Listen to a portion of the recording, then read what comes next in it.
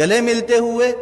اور کھانسی نزلے زکام والے کو نماز میں کھڑے ہوا دیکھا، نماز یہاں سے چھوڑ کر مسجد سے اس کو میں باہر نکال کر پھر نماز پڑھاؤں گا، ورنہ نماز نہیں پڑھاؤں گا۔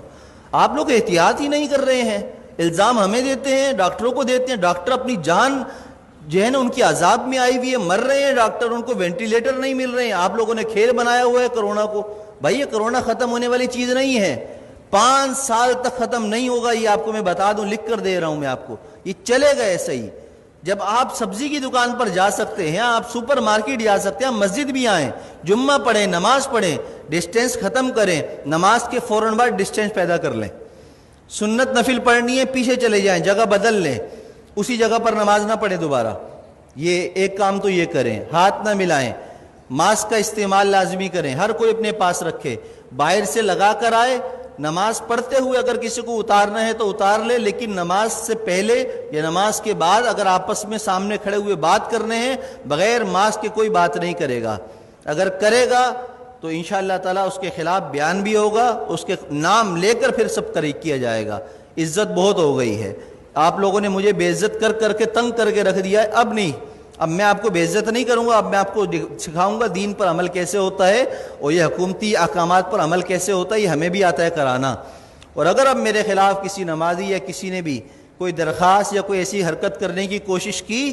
تو میں نے وکیل سے بات کر لی ہے، پورے خاندان کو انشاءاللہ تعالیٰ اس کی نسلوں کو تڑپاؤں گا، قانون بھی استعمال کروں گا، اور وظیفے پڑھ کر اس کی نسل کے لیے بد دعائیں بھی کروں گا،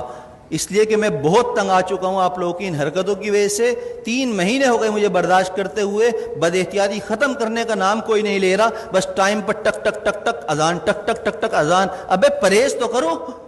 جو ڈاکٹر کہہ رہے ہیں وہ تو کرو، جو علماء کہہ رہے ہیں وہ تو کرو، اپنے باپ کی بات مانتے نہیں ہو، مولویوں پر انگلی اٹھاتے ہو، شرم نہیں ہے تم لوگوں کے اندر۔ میں نے کہا تھا، ہمارے نائب امام صاحب نے ایک جمعے کو رمضان میں نہیں تھا، تھوڑی سی رکعت لمبی کر دی تو پیچھے 2 لوگوں نے کہا کہ آپ کو نماز پڑھانی ہے، اتنی لمبی نماز پڑھا دی، شرم نام کی چیز نہیں ہے، امام کو ایسے کہتے ہو؟ پورا زندگی جس نے قرآن پڑھنے میں، علم حاصل کرنے میں لگا دی، تمہاری نماز پڑھاتا ہے، اس کو تم کہتے ہو نماز پڑھانی نہیں آتی؟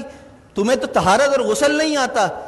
کیسے پیشاب کرنے کے بعد قطرے پاک کرتے ہیں اس کا طریقہ تمہیں نہیں آتا، پانی نہ ہو تو تم مولویوں کو سکھاتے ہو، اماموں کو سکھاتے ہو۔ خدا کے لیے ہاتھ جوڑ کر میں کہہ رہا ہوں، میں وزیر اعلیٰ نہیں ہوں